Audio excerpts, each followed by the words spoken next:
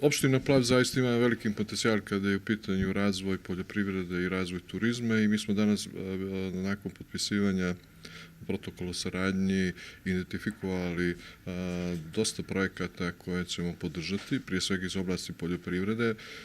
posebno onih projekata koji zahtijevaju dodatni rast i razvoj, ali isto tako postoje i potencijali za razvoj u oblasti turizma, tako da već smo identifikovali jedan značajan projekat koji se odnosi na izgradnju novog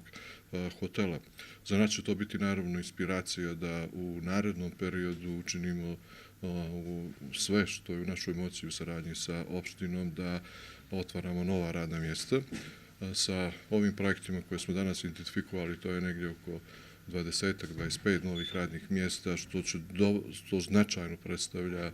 stvaranje uslova za rešavanje onog najvažnijeg pitanja, to je zaposlenje i vjerujem da će u narednom periodu ovaj protokol koji smo danas potpisali biti dodatni stimulans u smislu ohrabrenja i postojećih preduzetnika, ali isto tako i potencijalnih preduzetnika koji imaju određenu biznis ideju, da se ohrabre, da pokrenu svoju inicijativu da bi dobili kreditna sredstva od strane Investiciono razvojnog fonda.